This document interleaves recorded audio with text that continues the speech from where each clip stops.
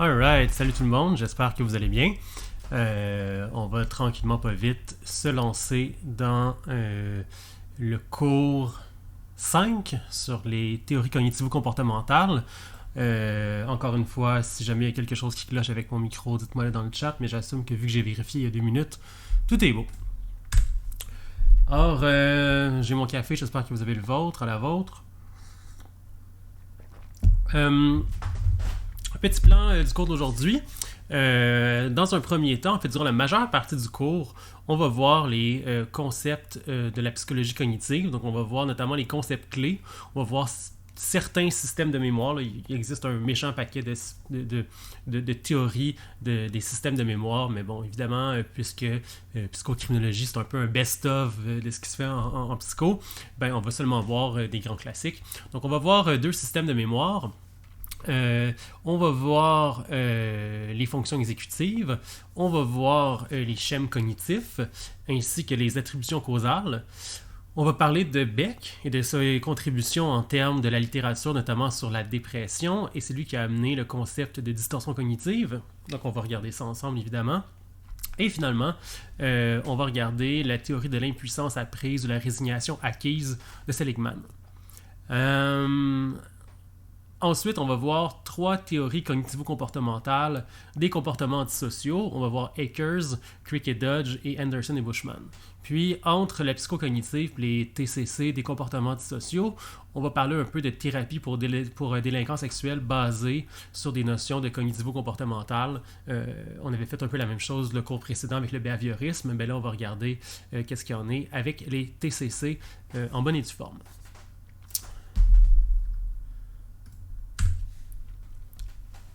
Petit rappel du dernier cours, on rappelle que le behaviorisme, c'est une approche en psycho qui se centre uniquement sur le comportement observable, de façon à caractériser comment il est déterminé par l'environnement. Donc on veut regarder le stimuli ou les stimulus-réponse, et on laisse de côté ce qu'on pourrait appeler la boîte noire, soit le traitement de l'information. Donc on se concentre sur comportement observable, stimulus, réponse, apprentissage. Et avec la psychocognitive, ben là, on va justement un peu décortiquer qu'est-ce qui se passe dans la fameuse boîte noire. Donc, on étudie les grandes fonctions psychologiques de l'être humain, mémoire, langage, intelligence, raisonnement, résolution de problèmes, perception, attention. Et les TCC émergent et prennent la popularité dans les années 80, et avec les théories cognitivo-comportementales, ben, on enlève le clivage entre comportementalisme et cognitivisme. On unit les deux, comme le nom le suggère. Donc, psychocognitive. La psychocognitive étudie les grandes fonctions psychologiques de l'être humain, que sont la mémoire, l'intelligence, le raisonnement, attention et perception. Et ça étudie beaucoup notamment le cerveau comme un ordinateur. Je l'avais dit lors du dernier cours, c'est pas un hasard si la psychocognitive a pris de l'ampleur avec aussi la montée de l'informatique. C'est comme si la façon dont on désigne nos ordinateurs nous renseigne sans le savoir sur la façon dont notre cerveau fonctionne. Et la psychocognitive cherche à déterminer comment un système naturel, donc autant humain qu'animal, acquiert des informations sur le monde dans lequel il se trouve. Puis les informations sont acquises. Les informations sont acquises via notamment les systèmes perpétuels ou les 5 sens. C'est-à-dire que dans le fond, la façon dont on perçoit notre environnement, puis on récolte de l'information sur ce qui se passe dans notre environnement, ben c'est via évidemment les 5 sens, vision, odorat, toucher, bon.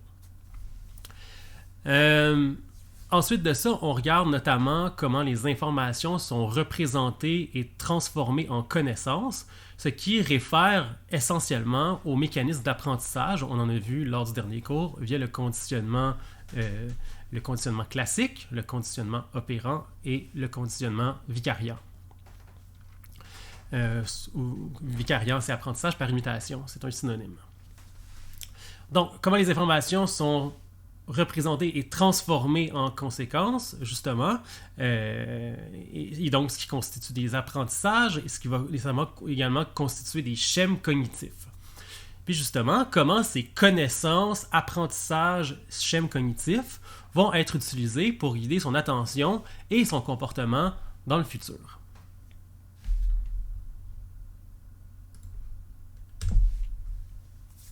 Donc, on va commencer par un des premiers systèmes de mémoire qui a été popularisé, soit celui d'Atkinson et Shiffrin dans les années 68.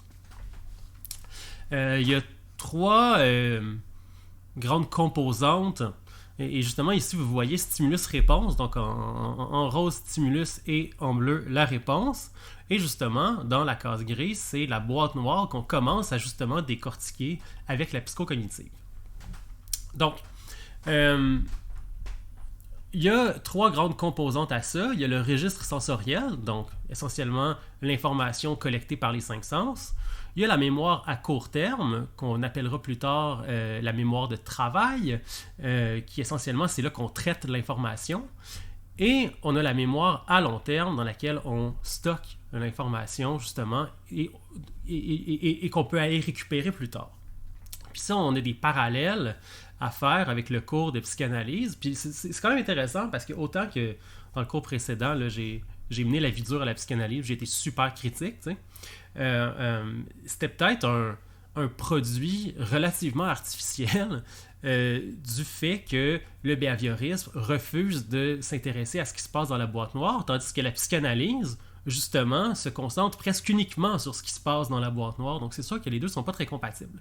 Et quand on arrive avec les notions de psychocognitive et qu'on commence justement à s'intéresser à ce qui se passe dans la boîte noire, on voit de plus en plus de parallèles à faire entre certains modèles théoriques freudiens et justement des conceptions modernes de la mémoire, de l'attention, etc. C'est normal si vous trouvez que dans ce cours-ci, il y a beaucoup de choses de la psychanalyse qui commencent à revenir, alors que dans le dernier cours, on était vraiment très loin de ça. Donc, pour en revenir à nos moutons, si j'ai à faire un parallèle pour Atkinson et Shiffrin et la première topique freudienne, la mémoire à long terme, c'est le préconscient, donc un peu le réservoir des connaissances dans lequel on peut aller puiser, puis le fait de faire passer l'info du préconscient au conscient ne déforme pas l'information, contrairement, mettons, à une pulsion qui est dans l'inconscient, que ça, si ça veut aller au conscient, il y a un paquet de mécanismes qui la déforment pour pas que la pulsion accède telle qu'elle à la conscience et fasse un comportement problématique. Or, donc, mémoire à long terme, c'est un peu l'équivalent de préconscient.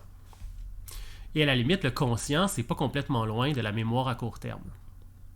En fait, le préconscient, c'est un peu un espèce de nexus du registre sensoriel, de la mémoire à compter, dans le fond, de la mémoire. On se rappelle que le conscient utilise à la fois l'info interne, donc fait une espèce de parallèle entre d'une part les espèces de dynamiques internes et les informations des cinq sens, donc l'environnement, et produit des comportements avec ça. C'est un peu le même principe, la mémoire à court terme, ici se retrouve à être un peu le nexus d'une part de ce qu'il y a en mémoire à long terme, mais également de l'info qui vient des cinq sens. Donc il y a quand même des parallèles assez intéressants à faire sur ça. Et on va définir justement les trois composantes du modèle d'Atkinson et Shiffrin, soit le registre sensoriel, mémoire à court terme, mémoire à long terme. Dans la mémoire à court terme, il y a 4 processus qui prennent place: l'autorépétition, l'encodage, la décision et les stratégies de récupération.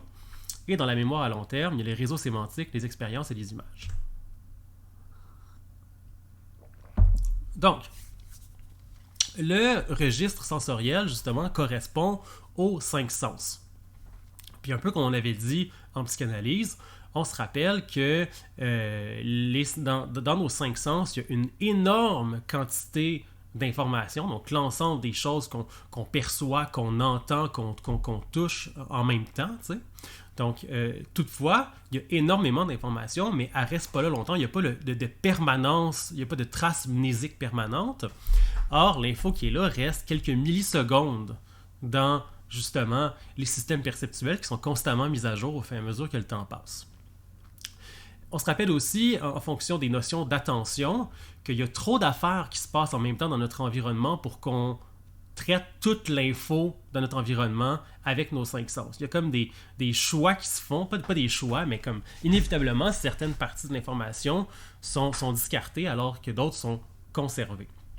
Justement, on se rappelle qu'au niveau du système visuel, on voit très bien ce qui est directement devant nous, mais ce qui est en périphérie, on a un traitement plus approximatif de la chose, puis on le voit, mais vraiment avec moins de précision. Donc, la mémoire ne peut traiter l'ensemble de l'info du registre sensoriel. Il y en a trop, donc il y a une certaine sélection qui s'effectue. Et j'avais également déjà mentionné que, apparemment, le type de sens qui produit les mémoires les plus permanentes sont la mémoire olfactive. C'est pourquoi elle est notamment sollicitée dans les traitements pour délinquants sexuels. Ensuite de ça, il y a la mémoire à court terme.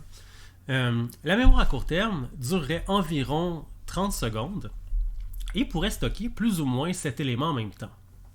7 mots, 7 chiffres, 7 images. Plus que ça, on commence à se rendre compte qu'il y a des petits écarts et la mémoire fonctionne un peu moins bien. Évidemment, il y a moyen d'entraîner la mémoire. Il y a notamment des compétitions de gens qui retiennent des énormes listes de mots, de whatever. Bon, ça, ok, mais comme en moyenne, 7 éléments. Et ce n'est pas un hasard si justement les numéros de téléphone contiennent 7 chiffres. C'est parce que c'est le nombre de chiffres qu'habituellement on est capable de se rappeler sans se tromper. Il y a 4 fonctions là-dedans. L'autorépétition. Donc, l'autorépétition, c'est le fait, par exemple, de se répéter un numéro de téléphone dans sa tête le temps de l'entrer dans son cellulaire ou de l'écrire. Okay? Donc, ton ami te dit « Ok, tu m'appelleras, mon numéro c'est le 514, blablabla. Là, tu fais comme « Ah, ok, attends une minute, laisse-moi juste trouver mon cellulaire pour le rentrer dedans. » Donc là, pendant que justement tu cherches ton cellulaire, tu te rappelles du numéro dans ta tête et éventuellement, quand ton cellulaire est sorti, tu fais comme « Ok, c'est bon. » Et là, tu le rédiges. Et là, tu peux arrêter d'y penser. Il est sur papier ou sur informatique maintenant. Donc ça, c'est l'autorépétition. Ensuite de ça, il y a l'encodage. Et l'encodage, c'est le fait de justement prendre de l'information qui est en mémoire à court terme, qu'on travaille présentement, et de l'envoyer de façon permanente dans la mémoire à long terme. Donc, par exemple, peut-être qu'avant que je vous l'explique en ce moment, vous ne saviez pas c'est quoi la mémoire à court terme. Maintenant qu'on en parle, vous traitez l'information, vous mettez ça dans votre mémoire à long terme, et à l'examen, si je vous demande des trucs sur la mémoire à court terme, bien, vous allez vous en rappeler, vous allez la sortir de votre mémoire à long terme pour l'amener dans votre mémoire à court terme de travail et produire une réponse. Quand vous étiez à l'école primaire, vous avez appris à faire des calculs mentaux. Puis, en ce moment, vous n'êtes pas en train de penser à des calculs mentaux, mais vous pouvez le faire, ok? Si je vous le demande. Donc, justement, vous avez déjà appris comment. Donc, vous l'avez appris alors que c'est en mémoire à court terme. Vous l'avez stocké dans votre mémoire à long terme. Alors là, je vous demande de faire un calcul mental, 4 plus 9. Vous faites d'accord, vous activez l'espèce de connaissance de savoir-faire du calcul mental, ça fait 9, et vous me donnez la réponse. Donc, dans le fond, qu'est-ce que vous avez fait? Suite au fait que vous avez perçu ma question qui était 4 plus 9 dans votre registre sensoriel, vous avez activé votre mémoire de travail qui, justement, là, a traité la question, et votre mémoire de travail vous a dit « J'ai besoin d'une connaissance en mémoire à long terme qui est le calcul mathématique mental. » Vous l'avez amené en mémoire à court terme pour l'utiliser pour résoudre mon équation complexe. Et quand on va être rendu 2 slides plus loin et que vous n'y penserez plus, ça va être rangé en mémoire à long terme et ça ne sera plus en mémoire à court terme parce que vous avez passé à autre chose, à des nouvelles informations, à un nouveau problème. Est-ce que ça peut aussi être stocké dans l'inconscient que nous pose Meredith? Bien, l'idée, c'est que là, on est en psychologie cognitive, puis l'inconscient, c'est pas quelque chose dans laquelle on croit. Okay? Donc, Freud, c'est que, en fait, 2 choses. Premièrement, on est en psychocognitive, fait que l'inconscient, on s'en fout un peu. Deuxièmement, mettons qu'on comprend la loupe psychanalytique, là, la mémoire, c'est pas stocké dans l'inconscient, c'est stocké dans le préconscient. Et c'est ça la différence. L'inconscient, c'est ce à quoi on n'a pas accès, même si on essaye. Tandis que le préconscient, c'est là qu'on a nos mémoires facilement accessibles, nos connaissances, nos événements qui sont pas traumatiques, etc. Donc, le parallèle n'est pas à faire entre l'inconscient et la mémoire à long terme, mais bien entre la mémoire à long terme et le préconscient. Ça, il y a une équivalence là, assez totale entre les 2 paradigmes freudiens et cognitifs.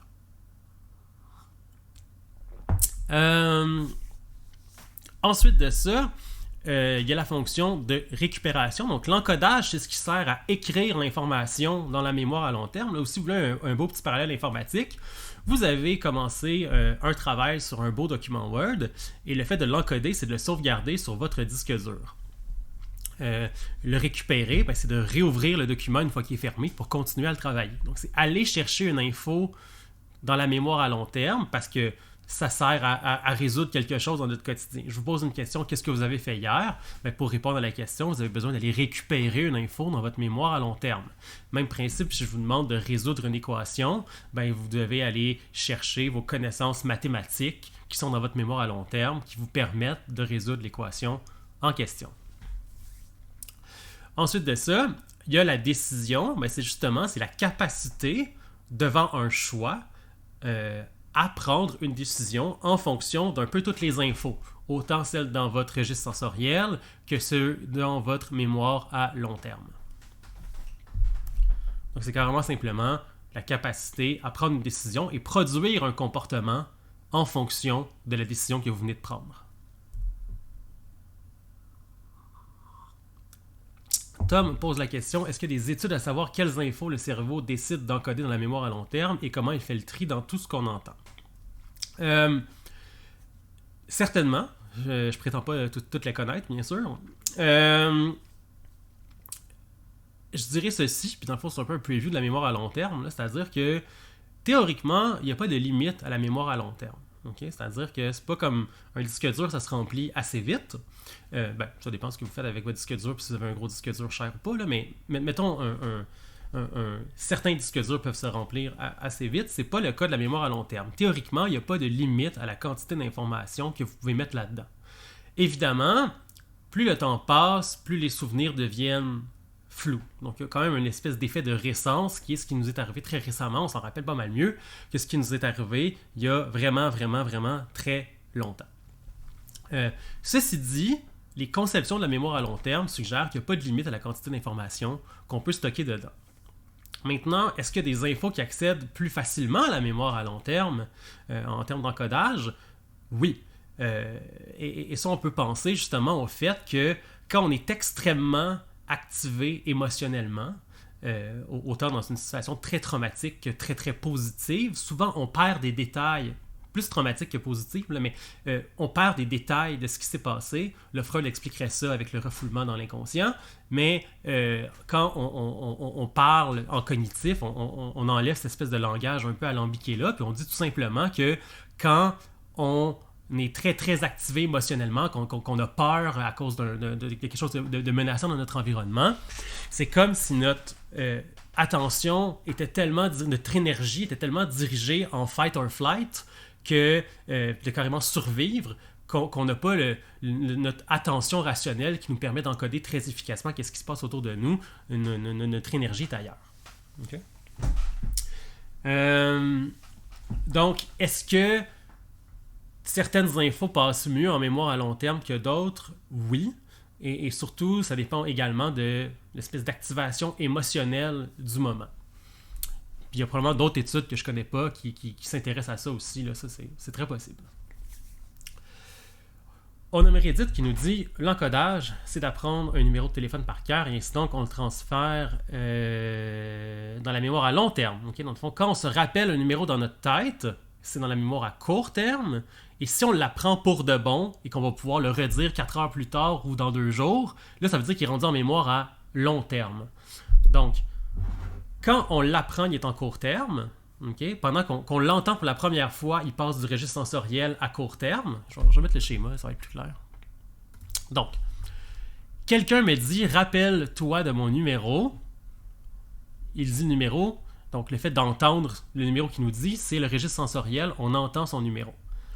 On se le répète en mémoire à court terme, le temps de le noter dans son cellulaire ou de juste l'apprendre pour de bon dans notre mémoire à long terme. Et l'espèce d'apprentissage pour de bon, c'est lorsque c'est encodé en mémoire à long terme. Puis quand on en aura besoin de ce numéro-là, on va le faire passer de la mémoire à long terme à la mémoire à court terme pour justement faire un comportement, genre appeler la personne. Cool, excellent Meredith, c'est ça que tu voulais dire. Tant mieux. Donc, la mémoire à long terme, c'est un peu la conception intuitive de la mémoire. Comme j'ai dit, la mémoire à long terme n'a pas de limite de capacité et peut durer toute une vie. Il peut y avoir évidemment là, un paquet de problèmes neurologiques, notamment l'Alzheimer, qui affectent la mémoire à long terme, c'est sûr. Mais chez les personnes fonctionnelles, théoriquement, il n'y a pas de limite. Encore là, il faut se rappeler que plus ça fait longtemps que vous avez vécu quelque chose, moins vous en rappelez bien, en principe. Il y a 3 types d'informations ou de mémoire dans la mémoire à long terme. Il y a la mémoire sémantique. La mémoire sémantique, c'est les faits et connaissances encyclopédiques. De savoir comment les choses sont faites. De savoir qu'un ordinateur, c'est une espèce de bidule plein de composantes électroniques avec une carte mère, un processeur, des fois une carte graphique, puis tout, qui permet de faire un paquet d'affaires dans notre vie. Savoir qu'un trottoir, c'est généralement en béton. De savoir que justement, un poisson, ça n'a pas de poumon, or donc, ça ne peut pas survivre hors de l'eau, ça a juste des branchies. Okay? De la même façon, un humain, ça n'a pas de branchies, fait que ça ne survit pas longtemps dans l'eau. Donc, c'est vraiment carrément des faits et des connaissances encyclopédiques. Okay? Ensuite, on a la mémoire épisodique. C'est la mémoire de ce que vous avez vécu. C'est vos souvenirs des événements que vous avez vécus. Se rappeler d'une belle expérience avec ses parents, se rappeler qu'est-ce que vous avez mangé hier, ce que vous avez mangé tantôt à la limite, etc. Donc, c'est carrément là, le répertoire des événements que vous avez vécus au cours de votre vie. Les traumas, par exemple, c'est de la mémoire épisodique. Mais aussi les belles affaires. Pas juste les traumatismes dans la vie. Hein? Bon. Et la mémoire procédurale, donc procédure le dit un peu, la mémoire procédurale, ce sont les habiletés motrices et le savoir-faire. Donc, qu'est-ce qu'on veut dire par savoir-faire? Ben justement, le fait de savoir faire du calcul mental, ça rentre dans la mémoire procédurale. Comment que je fais donc pour me faire des œufs cuits durs? Ben, ça implique on voit toute la sophistication de ma cuisine ici. Là. Donc, pour faire des œufs cuits durs, ça prend un chaudron, ça prend un couvercle de chaudron, des œufs, de l'eau, faire bouillir le tout sur un four. Mais grosso modo, tout ça, c'est un genre de script, des étapes à réaliser pour me faire des œufs cuits durs. Or, ça, c'est du savoir-faire. Okay? C'est savoir comment les choses se font. Apprendre à faire de la gymnastique, courir, etc. Ça rentre dans les habiletés motrices. Or donc, la mémoire procédurale également.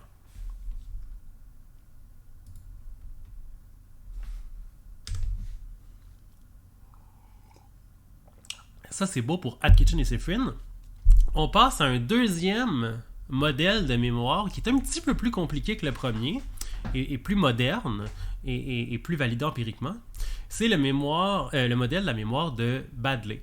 Puis dans le fond, Baddeley, il ne s'obstine pas avec le registre sensoriel et la mémoire à long terme, mais il redéfinit la mémoire à court terme. Okay? Donc, il refait l'espèce de bloc bleu poudre ici. Et, dans le fond, n'appelle pas ça la mémoire à court terme, mais bien la mémoire de travail, parce qu'en fait, la mémoire à court terme, c'est plus qu'une genre de petite mémoire qui dure pas longtemps, une trentaine de secondes où on peut mettre des numéros. C'est carrément le locus décisionnel. Là. C'est là qu'on traite l'information. Okay? Donc, selon lui, mémoire à court terme, c'est pas le bon terme. On devrait plutôt dire mémoire de travail, parce que c'est là qu'on traite l'information à la limite comme un ordinateur. Donc, lui, dans la mémoire à court terme, il ajoute ce qu'il appelle un administrateur central, ou mettons, si on veut faire un parallèle de char, ça va être le moteur, ou un parallèle d'informatique, ça va être le processeur. Okay? C'est ça qui traite l'information. Et il y a recours à un paquet de zones qu'on va dire exclaves qui va pouvoir utiliser dans le cadre du traitement de l'information. Il y a la boucle phonologique, dans laquelle il y a 2 sous-sections, soit l'entrepôt phonologique et le système de répétition articulatoire. Il y a le calepin visuospatial, dans lequel il y a la cache visuelle et la cache spatiale. Et il y a le tampon épisodique. Et ici, on va regarder les définitions de ça. Donc, l'admin central, c'est un mécanisme attentionnel de contrôle puis de coordination des systèmes esclaves, donc soit boucle phonologique puis calepin visuospatial. Puis justement, ça fait une intégration des infos des 2 sous-systèmes, puis ça met ça en relation avec ce qu'il y a en mémoire à long terme. Puis il faut comprendre que le schéma ici, c'est carrément juste la mémoire de travail soit la mémoire à court terme redéfinie. Donc, dans le schéma de Baddeley, il n'y a pas la mémoire à long terme. Okay? Ça ne veut pas dire qu'elle n'est pas dans sa conception de la mémoire. Donc, l'idée, c'est que l'administrateur central, justement, met en relation les deux sous-systèmes, soit boucle phonologique calepin visuospatial, en rapport également avec tout le stock et les connaissances conservées en mémoire à long terme. Et ça, pour un peu traiter l'information, il y a une zone tampon qui est dans le fond le tampon épisodique. Puis le tampon épisodique, c'est carrément la mémoire vive de votre ordinateur. Quand vous ouvrez un programme, par exemple Microsoft Word, PowerPoint, Zoom, etc., ça ouvre le programme en RAM ou en mémoire vive, qui est un type de mémoire excessivement rapide, mais d'une capacité limitée. Les ordi de nos jours, ils ont quoi? 8 à 16 gigs de RAM. Tandis que votre disque dur va avoir 4 Tera. Okay? Donc, ça, c'est donc 4000 gigs de RAM. Donc, il y a vraiment plus de stock en mémoire à long terme, c'est en mémoire moins rapide. Dans les systèmes de mémoire, dans le fond, l'idée, c'est que le tampon épisodique, c'est là qu'on peut stocker les infos le temps de les traiter. Donc, quand vous effectuez quand vous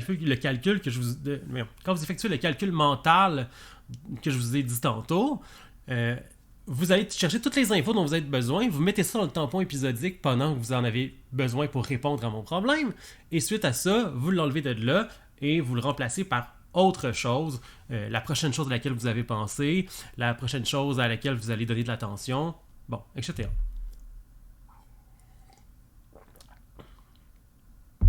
La mémoire de travail, c'est l'équivalent de la mémoire à court terme. Okay? C'est des équivalents. Dans le fond, là où Baddeley appelle ça de la mémoire de travail, Atkinson et Sheffield appellent ça de la mémoire à court terme.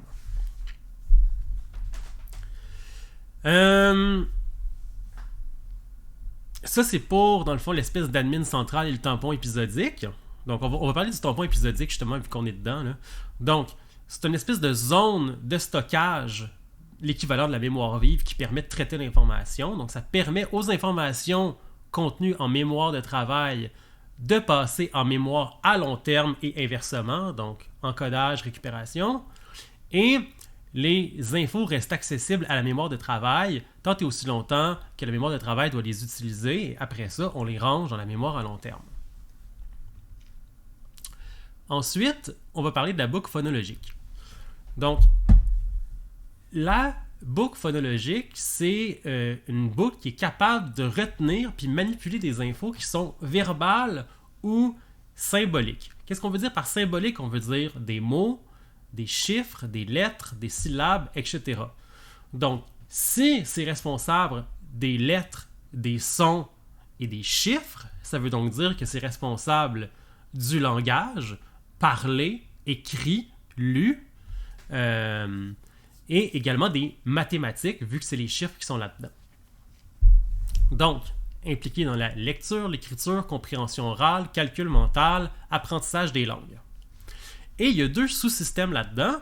Il y a l'entrepôt phonologique. Okay? Dans l'entrepôt phonologique, c'est une mémoire à court terme, très court terme, donc l'équivalent de mémoire vive, verbale. Les sons perçus sont envoyés là-dedans, mais vont s'estomper très rapidement s'ils sont pas répétés. On se rappelle la fonction d'autorépétition de Atkinson. Ensuite de ça, il y a le système de répétition articulatoire qui est chargé de répéter mentalement le contenu de l'entrepôt phonologique pour le garder actif. Puis la raison pour laquelle Baddeley sépare ça en deux systèmes, c'est qu'on s'est rendu compte avec le temps qu'il y avait des lésions dans certaines aires cérébrales qui pouvaient affecter un seul des deux systèmes et pas les deux en même temps. Okay? Puis ça, pour ceux qui ont déjà fait un peu de psycho... c'est quoi le terme? De psychophysiologie... Non. Bon, j'ai pas le terme exact, mais c'est un peu de la psychophysiologique essentiellement. Là. Donc, pour ceux qui ont déjà fait des cours de psycho dans ce sens-là, de neuropsycho, bon, entre autres, psychophysio, cours de l'enfer, oui, Marie-Ève, je sais pas si tu as eu le même prof que moi quand j'étais au bac, probablement pas, parce que ça fait quelques années de ça, là. Il est peut-être mort, je sais pas, là. Donc, il était pas si vieux que ça, fait qu'il est peut-être encore en train de donner le cours, mais c'était pas facile. On nommera pas de nom, personne nommé de nom. pas ici. Mais toujours est-il que psychophysio, c'était un cours qui n'était pas évident. Donc, toujours est-il que ceux qui ont déjà fait la psychophysio ont probablement déjà vu la fameuse aire de Broca et l'aire de Wernicke. Puis, justement, l'aire de Broca, ça serait localisé dans la partie gauche du cerveau, vers le milieu des tempes. Puis, quand il y a une atteinte, puis justement, c'est que l'aire de Broca, c'est l'aire qui est chargée de l'articulation. Or donc, c'est le système de répétition articulatoire. Puis, quand il y a une lésion à l'aire de Broca, ça fait une personne qui est incapable de s'exprimer. Okay? Ça fait que le raisonnement et la compréhension des mots et des sons, elle est normale, elle n'est pas affectée. Mais quand la personne essaie justement d'articuler les mots auxquels elle réfléchit, ça ne fonctionne pas, ce qui est extrêmement frustrant. Des personnes qui ont des atteintes à l'aire de Broca, souvent, mettons, ça peut être suite à des AVC ou des trucs comme ça, ils vont essayer de parler. Puis tu sais, avant, c'était des personnes qui parlaient extrêmement bien, là, qui avaient un bon vocabulaire. Et là, depuis l'AVC, ils essaient de parler, mais ça fonctionne pas. Fait qu'ils vont dire comme des mots comme gentil, beau, sympathique, mais comme tu vois, qu'ils pensent à quelque chose, mais qui sont pas capables de le sortir en mots. Ce qui est extrêmement frustrant parce qu'ils aimeraient ça, vous communiquer ce à quoi ils pensent, mais vu qu'il y a une atteinte à Broca, ça sort pas. Okay? Ce qui est, comme je dis, très très frustrant pour les personnes. Tandis que l'aire cérébrale de Wernicke, ça correspond à l'entrepôt phonologique. Okay? Or donc, l'espèce de répertoire, justement, de ce que veut dire les sons. Et quand il y a une atteinte à Wernicke, c'est pas la capacité de prononcer qui est le problème, c'est carrément le sens qui est fait des sons. Or donc, quand il y a une atteinte à Wernicke, le débit de parole est super fluide, mais complètement incompréhensible. Parce que justement, c'est les capacités de raisonnement qui sont atteintes et non pas la capacité à articuler. Fait que ça fait des personnes qui vont faire blablabla, blablabla. Ça fait comme Donald Trump, ok? C'est-à-dire que Donald Trump, il dit beaucoup de mots à la minute pour ceux qui ont regardé le débat, mais ces mots veulent pas vraiment dire des choses concrètes, ok? Là, c'est une mauvaise blague, là. Je pense que c'est plus de l'ordre de la psychopathie, le problème de Donald Trump, que d'une atteinte à Wernicke. Mais vous comprenez l'idée, ok? Le débit de parole est super fluide, mais les propos sont incompréhensibles et n'ont pas de sens. D'ailleurs, le débat, quelle catastrophe. Oh my God. Oh my God. C'est une autre histoire. Je suis content qu'il ait fait des mimes avec le Shut Up Man. Will you shut up, man? Quelque chose comme ça. En tout cas, bref. Bravo. Donc, oui, ce call-là était dû pour qu'on fasse des mimes avec. Ça va pour book phonologique. Je vais assumer que oui. Au pire, posez-moi des questions si c'est pas le cas. Ensuite de ça, il y a le bon vieux calepin visuospatial, qui est chargé des informations qui sont codées sous forme visuelle. Et là-dedans, il y a la cache visuelle qui contient ou qui correspond ou qui traite les informations qui concernent la forme et la couleur des objets. Et la cache spatiale, c'est davantage par rapport à où sont les objets dans l'espace, donc la localisation et la vitesse des objets. Et puisque c'est la localisation dans l'espace, ça veut dire la proprioception, donc où tu te situes dans l'espace. Donc quelqu'un qui aurait des atteintes importantes à sa cache spatiale, la gymnastique, on oublie ça. Ok, on est d'accord. Et encore une fois, ce serait des zones séparées du cerveau, puis il y a certaines lésions cérébrales qui affectent juste l'une ou l'autre des fonctions. Donc il y a certaines lésions qui empêchent la reconnaissance des formes, mais pas leur localisation dans le champ de vision réciproquement. Vous aurez deviné que ceux qui sont daltoniens, ils ont une atteinte à la cache visuelle à cause de la couleur des objets, mais pas du tout à la cache spatiale. Okay? Et tampon épisodique, ben, on l'a déjà vu.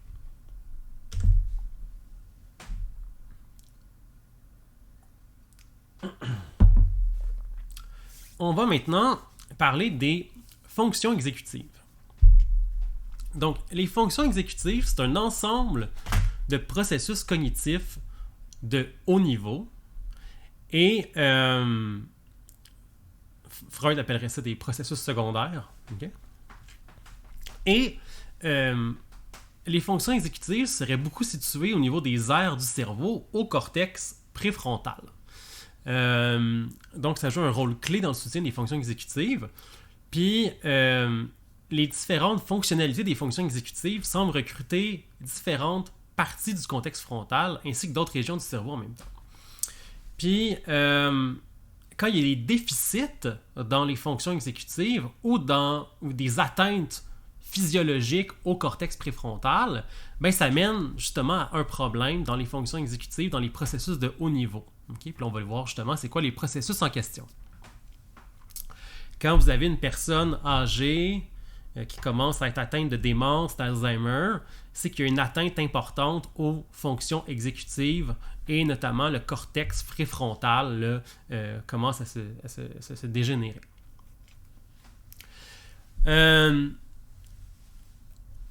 On va commencer par regarder... Ah oui. Avant qu'on passe au modèle de Miyake et Friedman à 3 composantes pour les fonctions exécutives, avant qu'on passe à ça, on va parler du bon vieux cas de Phineas Gage. Y a-t-il quelqu'un qui a fait son bac en psycho ou un cours en psycho qui a envie d'allumer son micro et de me conter c'est quoi le cas de Phineas Gage? Si oui, dites-le dans le chat, je vais vous démuter. Si au bout de quelques secondes, j'ai pas de réponse, je vais le dire moi-même. Oh, on a Marie-Ève Gagnon qui se propose. Laisse-moi 2 petites secondes, je te donne le signal quand tu seras démuté.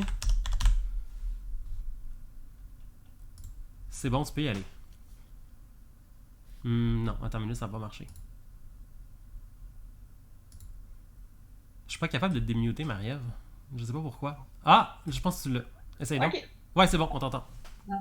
Ben, si je me souviens bien, je sais pas si je mélange les cas, mais c'était un gars qui travaillait sur une traque de chemin de fer. Ouais, t'es à la bonne place. Ouais, c'est lui, ça? Mhm. Ouais, c'est ça. Il y a eu une explosion, puis il y a un bout de la traque de chemin de fer qui a passé à travers le préfrontal. Mhm. Puis il a totalement changé. Il reste. Bon, regarde, je sais pas trop pourquoi, mais il est en vie. Oui, Sauf que le gars, c'est plus le même homme, puis il devient un peu agressif. Puis exactement. toute Exactement. une belle histoire. Donc, je te remute, mais merci, c'est exactement ça. Donc, grosso modo, c'est un gars, un employé du mois. Okay? C'est vraiment un employé modèle. Là, je pense que c'est quelqu'un qui surveille les chantiers.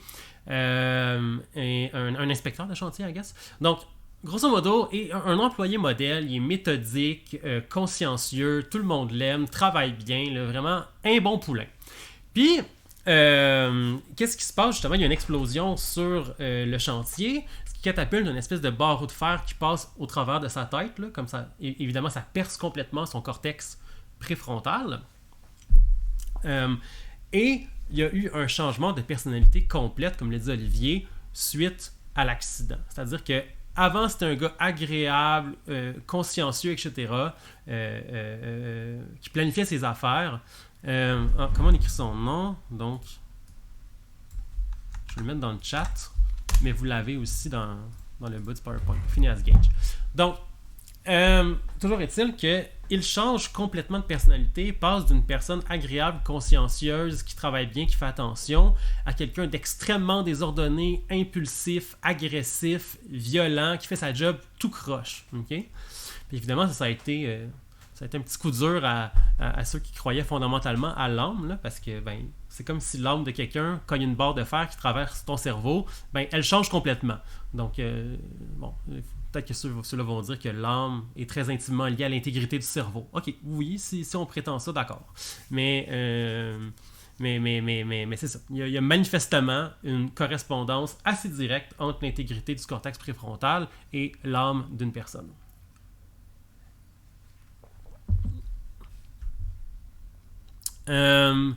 Donc, c'était ça pour Phineas Gage. Et justement, Phineas Gage a eu une atteinte à ses fonctions exécutives parce que son cortex préfrontal a été magané. Quelle année, combien de temps de rémission? Je ne le sais pas par cœur. J'encourage ceux d'entre vous qui veulent aller me Wikipédier ça à le faire pendant que je jase. Oui. Donc, Oui, oui, ça fait longtemps. Je suis pas mal sûr qu'il est plus en forme, le Phineas Gage. Là. Il est mort et enterré, mais c'est peut-être dans les années 30, quelque chose de même. En tout cas, pour vrai, quelqu'un allait chercher ça. C'est un avantage des cours en ligne. Là. Pendant que vous faites ça, je vais vous parler du modèle de Miyake et Friedman à 3 composantes de fonctions exécutives. Donc, il y a 3 grandes composantes, la flexibilité mentale, la mise à jour et l'inhibition. Et ces 3 composantes qui sont... Oh, 1800! Oh, ça fait longtemps. 1848 et même pas 1900. Bon, ben... OK. 1848, décédé en 1860, ça aurait bien de l'allure. Ça aurait bien de l'allure. Rip Fifi. Son destin nous aura appris sur la science, au moins. Donc, pour Miyake et Friedman, 3 composantes qui sont interreliées. Donc, ça se peut que vous trouviez qu'il y a des petits recoupements entre les 3, c'est normal. Okay? Les 3 sont interreliés autant dans le cerveau qu'en termes de leur fonction. Donc, première composante, la flexibilité mentale, qui réfère à la capacité de changer de tâche, de stratégie mentale, et donc de passer d'une opération cognitive à une autre. C'est-à-dire que changer de tâche, ça peut vous permettre d'être multitâche et de gérer plusieurs affaires en même temps. Il y a d'ailleurs des études qui suggèrent que au niveau de la capacité à multitâcher, les filles sont pas mal meilleures que les garçons. Ben, pas mal meilleures. Sont légèrement meilleures que les garçons, là, en moyenne, si on compare les deux sexes. Ensuite de ça, c'est aussi la capacité de changer de stratégie, ce qui est associé à la flexibilité cognitive. Les gens qui n'ont pas beaucoup de flexibilité mentale vont avoir de la misère à changer d'idée ou de stratégie, même devant des preuves manifestes que ça ne fonctionne pas. Okay? Et je vais utiliser mon cher père ici pour faire un exemple. J'espère qu'il n'écoutera pas mon cours. En tout cas, s'il l'écoute, j'espère qu'il va trouver ça drôle. Mais mon père a plein de magnifiques qualités, mais une qu'on n'est pas sûr qu'il y a en grande quantité, c'est la flexibilité cognitive. Okay? Il y a un certain attachement à des rituels, des façons de faire les choses. Et quand il y a une idée en tête, certains diront que c'est une tête de cochon, en tout cas ma mère le dira, c'est dur de le faire changer d'idée. T'sais? Puis toujours est-il que un beau Noël, alors que les GPS, ça devenait une affaire relativement démocratisée. Là, c'était pas juste comme tout le monde commençait à en avoir, incluant dans son cellulaire ou dans son auto. Puis on se rend à un party de Noël chez un membre de notre famille. Et puis, c'est un endroit que moi je vais relativement souvent. Puis, pas mon père. Mais moi je lui propose, hey papa, veux-tu que je mette le GPS, écoute, avec ça on peut pas se tromper. T'sais, mon père comme non, on m'a dit le chemin par téléphone, je l'ai noté sur un petit papier, ça va bien aller. Okay? Voilà, on a comme Morgan Freeman qui fait comme It was not going to be so. Mais l'idée c'est que ça s'est évidemment pas passé comme ça. À chaque fois que quelqu'un, je sais pas, en tout cas, moi, dans les dernières genre 10 ans, à chaque fois que j'ai été en char avec quelqu'un qui voulait pas que je mette le GPS, ça a extrêmement mal fini. Okay? Donc, bon, bref. Toujours est-il que, à un moment donné, j'ai un petit spider sense qui me suggère qu'on n'est pas exactement dans le bon chemin. Fait que là, je dis, hey papa, je pense qu'on n'est pas dans le bon chemin. T'es sûr que tu veux pas que je vérifie sur le GPS on est à la bonne place? Fait comme, non, il n'y a pas de problème. Là, on va arriver bientôt, tu sais. Puis finalement, il a fallu qu'on se perde 45 minutes dans la mauvaise direction. Puis il fallait bien comprendre que ça prenait 45 minutes de se rendre à la maison en question. Donc ça nous a pris le double du temps pour se rendre parce que il refusait de changer de stratégie. Okay? La stratégie, c'était j'ai le chemin, je vais le noter. Et même devant plusieurs indices manifestes qu'on n'était plus à bonne place et qu'on ne se rendait plus à bon port, il refusait de changer de stratégie. Et à un moment donné, il a fallu, je fais comme là, on est clairement perdu. Voici le GPS. T'es passé tout droit. Ça fait à peu près 30 minutes. On peut-tu retourner? Okay? Donc, ça, c'est un peu l'idée de faire preuve de flexibilité cognitive. Est-ce qu'on peut parler d'orgueil à ce moment-là? Oui, tout ça peut être un beau mix de tout ça. Okay? Donc, on peut parler d'orgueil, d'attachement à des rituels, ou etc. Mais oui, dans certains cas, là, soyez pas chien avec mon père, là, comment? Non, c'est une joke. Mon père est pas jeune, moi non plus. Ok, définitivement un peu plus que lui. Bref.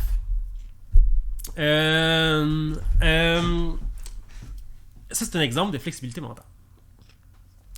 Ensuite, on a la mise à jour, qui est le fait de pouvoir mettre à jour des informations dans la mémoire de travail, notamment remplacer l'info qui est plus pertinente avec de l'info plus récente et plus pertinente. Okay?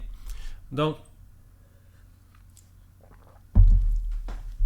l'idée, c'est, puis évidemment, la capacité de faire du multitâche, c'est justement la capacité de mettre à jour efficacement. On fait la tâche 1, on met ça sur hold, on enlève l'info plus pertinente via mise à jour, on met la tâche 2, tâche 2 plus pertinente, on l'enlève, on remet la tâche 1. Donc, évidemment, flexibilité mentale puis mise à jour, ça va ensemble. Okay? Ensuite de ça, on a l'inhibition, qui est une série de mécanismes qui permettent la suppression des cognitions et des actions inappropriées. Ce qu'on appelle, dans le fond, typiquement le contrôle des impulsions. Et l'inverse de ça, ça serait une impulsivité excessive. L'inhibition, ça permet aussi de résister aux interférences de l'info non pertinente. Puis ça, on va voir que ça joue un rôle notamment dans le trouble déficitaire de l'attention et hyperactivité, le TDAH. Pourquoi? Ben, exemple. L'inhibition, ça permet de résister aux interférences par l'info non pertinente. Mais peut-être que si vous êtes TDAH dans une classe, puis que vous remarquez que « Oh, il y a un bel oiseau que je peux voir dans la fenêtre dehors. » Ben, normalement, idéalement, si le prof n'est pas trop plate, vous êtes capable de dire « Cet oiseau a beau exister dans la fenêtre dehors, je vais quand même maintenir ma concentration sur le cours. » Or, donc, vous résistez à toutes les interférences de ce bel oiseau dans la fenêtre. Okay? Peut-être qu'il est là, peut-être que c'est un pigeon, là, je ne sais pas. Mais toujours est-il que c'est la capacité de résister aux interférences. Mais justement, si vous n'êtes pas capable d'inhiber de façon efficace, qu'est-ce qui se passe? L'info se met à jour trop vite. Or, vous étiez en train de vous concentrer sur le cours, puis là, oups, l'information est mise à jour et remplacée par l'oiseau. Même si vous êtes comme, non, non, mais il est trop tard, c'est rendu l'oiseau qui mène. Okay? Donc, en gros, la résistance aux interférences de l'inhibition est associée à la mise à jour, soit la capacité que dans le fond, la mémoire de travail ne soit pas consciemment updatée, mise à jour, même si ça ne vous tente pas, par l'environnement. Ce qui, comme j'ai dit, est impliqué dans la difficulté de concentration des gens avec un TDAH.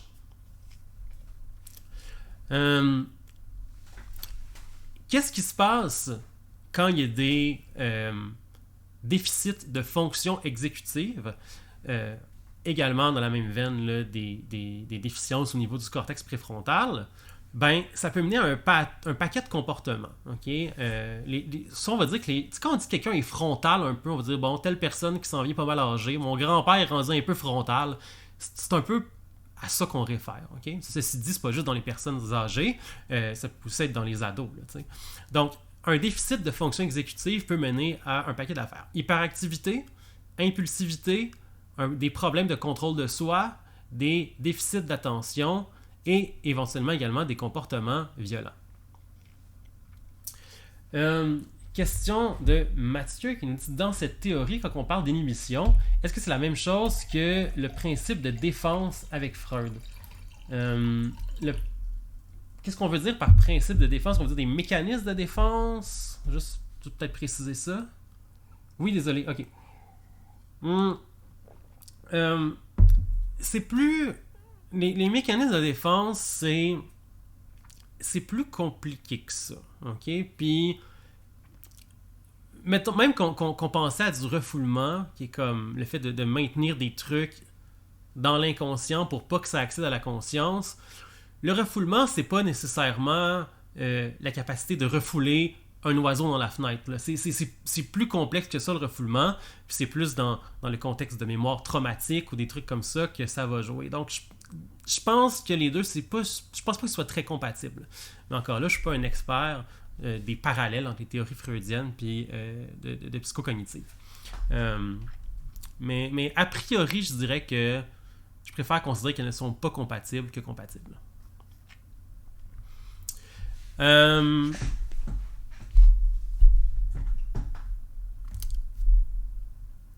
Oui, pour revenir justement au déficit de fonction exécutive, justement, si par une procédure expérimentale, on mesure par exemple l'intégrité du cortex préfrontal ou la qualité des fonctions exécutives entre des garçons violents et non violents, on remarque qu'il y a vraiment une différence au niveau des fonctions exécutives entre les deux groupes. Okay? Et les fonctions exécutives auraient une part importante de génétique, puis ça, on l'a obtenu dans les études de jumeaux. Là, je ne vous ferai pas le gros historique des études de jumeaux parce que je l'ai déjà fait dans les cours précédents, mais grosso modo, des études de jumeaux, ça permet de un peu déterminer le pourcentage des comportements ou fonctionnalités, ou etc., qui sont dus à la génétique versus l'acquis. Et or, donc, les études de jumeaux nous suggèrent qu'il y a une part importante de génétique, d'hérédité, dans les fonctions exécutives. Ensuite de ça, on va parler des schémas cognitifs, qui est vraiment un aspect fondamental des théories cognitives. Un schéma cognitif, c'est quoi? C'est une représentation mentale abstraite qui résume de façon structurée des événements, objets, situations ou expériences semblables. D'une certaine façon, les apprentissages mènent à des schémas cognitifs qui, eux, vont un peu filtrer les perceptions et orienter notre comportement. Les plus malins d'entre vous, je ne veux pas dire que vous n'êtes pas malins si vous n'avez pas fait le lien, là, mais comme quand on avait parlé d'attachement, on avait parlé de modèles internes opérants qui, dans le fond, sont appris avec l'attachement dans la tendre enfance, genre 0 à 2 ans. Et ces modèles internes opérants, dans le fond, c'est un peu, dans le fond, la façon dont nos parents nous ont traités de 0 à 2 ans, c'est ce qui forme via apprentissage nos modèles internes opérants qui, eux, nous orientent dans nos relations interpersonnelles futures de ce à quoi on doit s'attendre des autres, notamment en fonction de est-ce que je mérite d'être aimé, puis est-ce que les autres sont dignes de confiance. Mais justement, les MIO, ce sont des schémas cognitifs socio-interpersonnels, okay?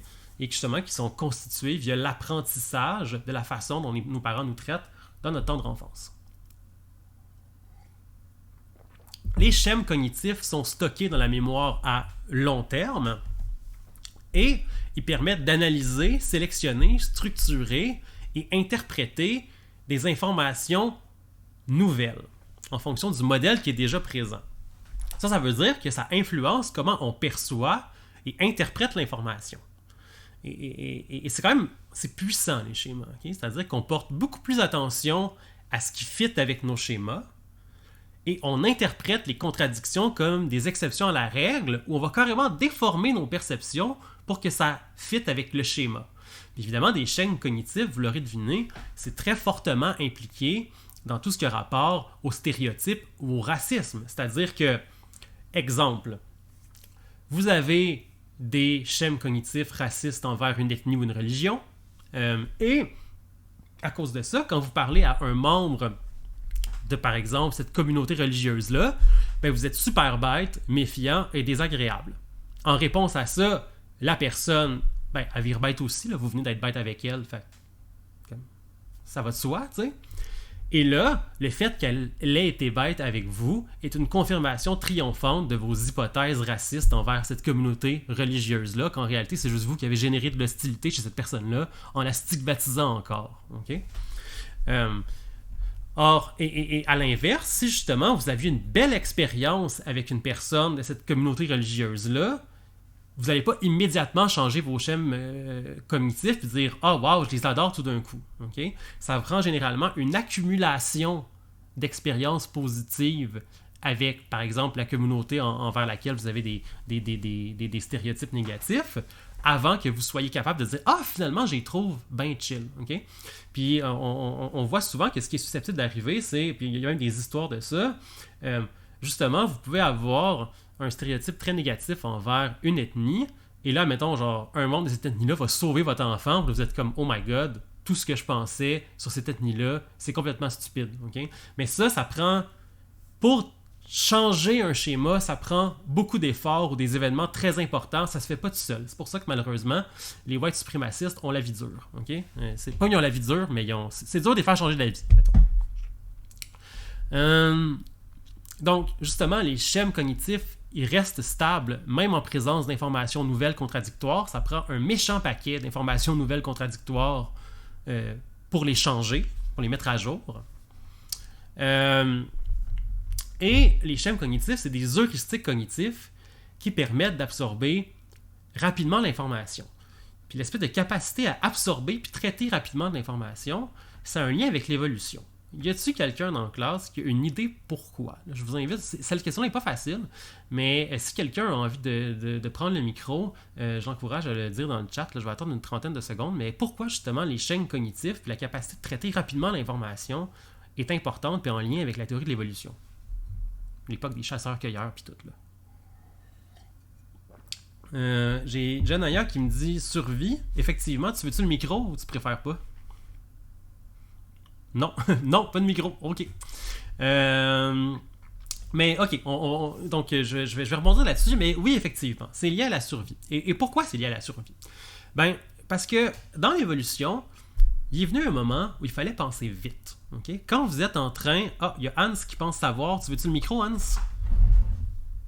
Sure, cool. Laisse-moi 2 petites secondes. En principe, tu devrais pouvoir parler. Allô, on m'entend bien? Yes, vas-y. Parfait. Je me rappelle avoir déjà regardé un documentaire qui parlait, dans le fond, d'une étude scientifique concernant les chimpanzés, puis ils pensent savoir pourquoi, dans le fond, la mémoire des chimpanzés, à court terme, du moins, est excellente comparativement à la nôtre. Mm-hmm. C'est du fait, dans le fond, que si, admettons, on se faisait attaquer par des prédateurs dans le temps qu'on devait survivre, on devait analyser très, très rapidement combien, c'est quoi l'information, soit s'enfuir, soit rester, tout dépendant de comment ça se passe. Je pense que c'est à peu près ça. Oui, ben c'est exactement ça, merci. De rien, merci beaucoup. Je te remute. Donc, c'est exactement ça. C'est-à-dire que à l'époque, dans l'époque du chasseur-cueilleur, où il fallait qu'on chasse la nourriture pour l'avoir, on n'allait pas la chercher à l'épicerie, hein, il fallait prendre des décisions extrêmement rapides sur le moment. Si vous avez un gros mammouth frustré qui vous charge parce que vous essayez de le pieuter à coups de lance, ben, vous n'avez pas le temps de dire je vais analyser tranquillement la trajectoire du mammouth afin d'identifier la direction optimale dans laquelle me sauver. C'est comme non, t'as pas le temps de faire ça, il faut que tu prennes une décision en une fraction de seconde, sinon t'es dead. Okay? Donc, l'évolution, de par les dangers de l'environnement, puis le besoin de réagir rapidement à des situations dangereuses, que ce soit un mammouth frustré ou une tribu ennemie qui essaie de faire une petite attaque de nuit ou je sais pas quoi, il faut réagir rapidement pour survivre, sinon l'autre a l'effet de surprise puis on est fait. Okay? Or donc, une des façons qu'on a un peu trouvé en tant qu'espèce de réfléchir rapidement, c'est d'avoir des schèmes cognitifs qui nous permettent de reconnaître rapidement qu'est-ce qui se passe. Ok, un mammouth charge vers moi, donc je reconnais vite que 1, c'est dangereux, et que 2, mettons, je vais aller me cacher dans la forêt pour que le mammouth puisse pas se promener, et parce qu'il va avoir de la misère à naviguer entre les arbres vu que c'est gros. Okay? C'est comme des stratégies, des façons de faire qui sont pré-encodées dans notre mémoire et qui nous permettent de réagir très rapidement avec l'information. Le défaut de ça, c'est que le fait de traiter très très vite l'information fait que des fois on fait des traitements imparfaits de l'information. Okay? Puis ce traitement imparfait de l'information-là peut causer des problèmes quand maintenant qu'on vit tous là, en société très très civilisée. Donc,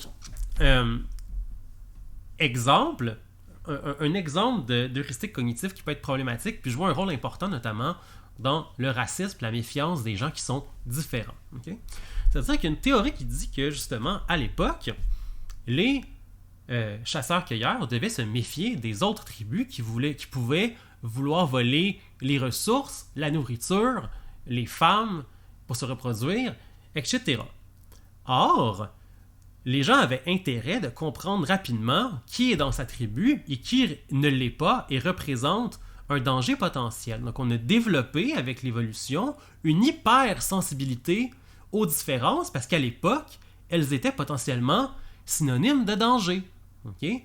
Et ça a été vrai durant des millions d'années d'évolution.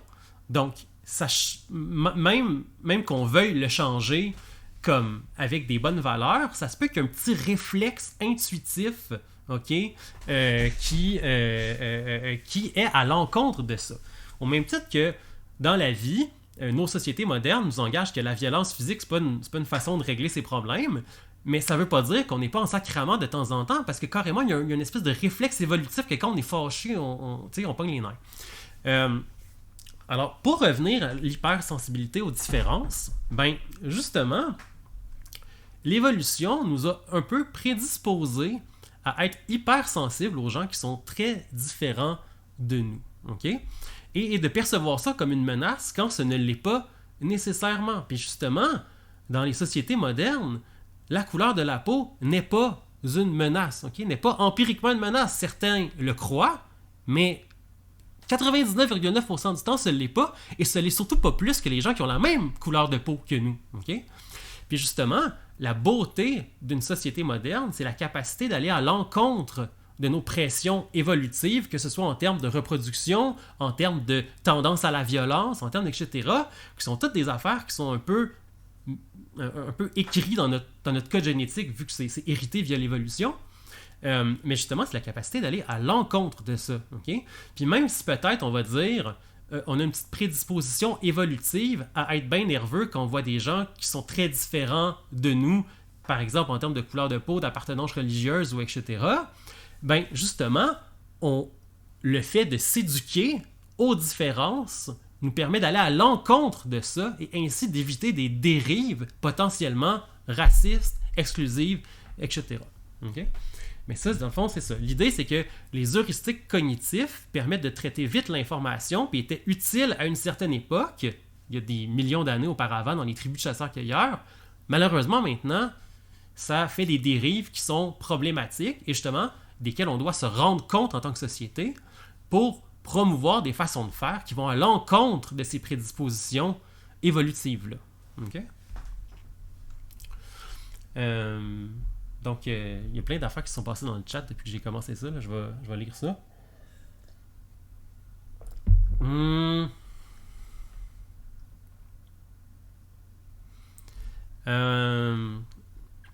Olivier qui nous dit qu'il y a un bon chapitre là-dessus dans Sapiens. Il y a plein de gens qui m'ont parlé de Sapiens. C'est vrai que c'est bien intéressant.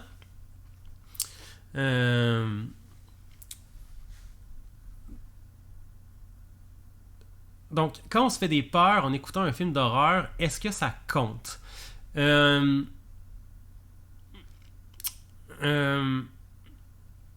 Jusqu'à un certain point, c'est-à-dire que il n'est pas logique d'avoir peur de ce qui se passe dans un film d'horreur parce que c'est un film, mais par exemple des sons, des scènes, quelqu'un se fait surprendre, genre un scare jump, genre des trucs comme ça, mais ça fait peur pour vrai parce que dans la réalité, on est entraîné à avoir peur de quelqu'un qui saute derrière nous de façon menaçante et surprenante.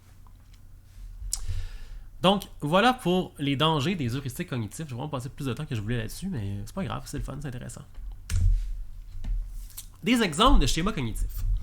Il y a les connaissances académiques. Par exemple, savoir qu'un carré est constitué de 4 côtés égaux. Un rectangle de 4 côtés à angle droit, mais pas nécessairement égaux. Ensuite, il y a des schèmes sociaux. Par exemple, comment se comporter interpersonnellement, par exemple, selon notre attachement en fonction des MIO, dont j'ai parlé tantôt. Par exemple, si justement, on se rappelle que j'avais déjà dit que si vous croyez que vous ne méritez pas d'être aimé, peut-être que vous allez avoir de la misère à bien accepter et percevoir les démonstrations d'affection des autres parce que ça ne fit pas avec vos schèmes qui est « vous ne méritez pas d'être aimé ». Okay? Ça peut causer des problèmes et notamment des prophéties autoréalisatrices. J'en avais déjà parlé. Les stéréotypes sont des schémas cognitifs, par exemple les attitudes racistes. Ensuite, il y a des scripts.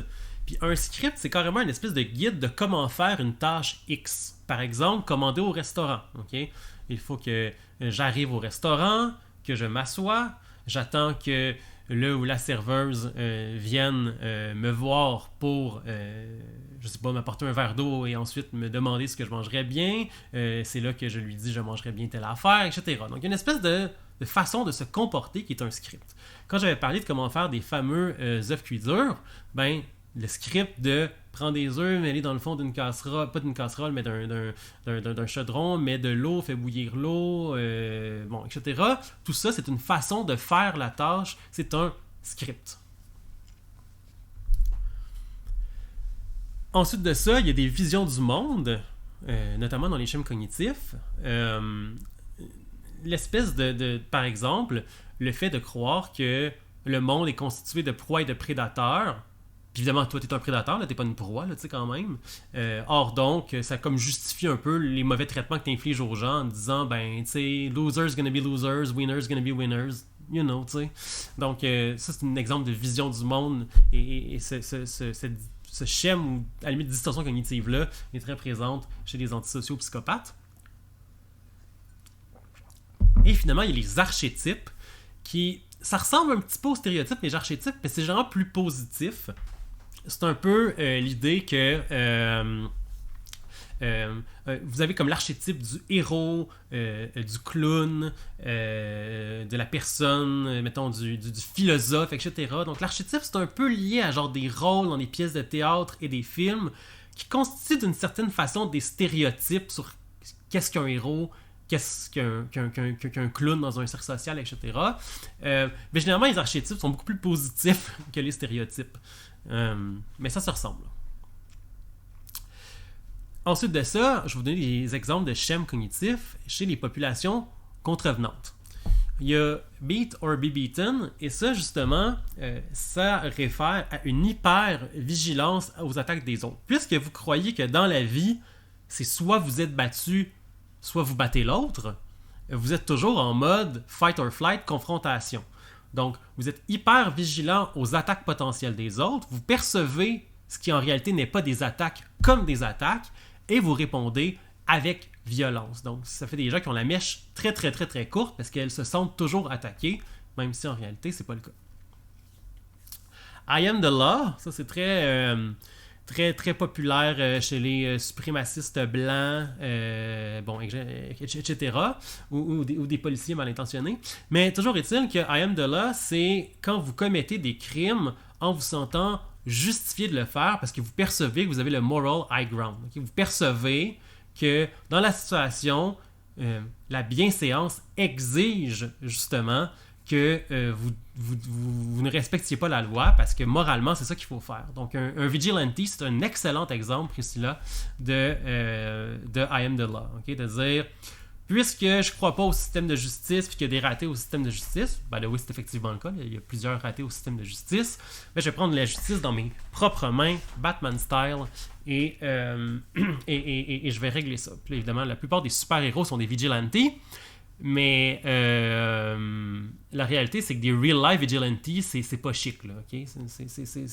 Un real-life vigilante, ça ressemble plus à une gang de white suprémacistes blancs qui s'en vont tapocher sur des ethnies qu'à quelqu'un qui fait vraiment la job de la police à sa place, ok? Généralement, là, c'est mieux dans les films, dans la réalité, le I am the law. Ensuite de ça, il y a... Violence is normal, l'idée que la violence est commune, pas quelque chose d'exceptionnel et une solution relativement adaptée pour résoudre des problèmes. Évidemment, si tu grandis dans un milieu qui est très violent, c'est normal que tu tendes à normaliser la violence, bien sûr.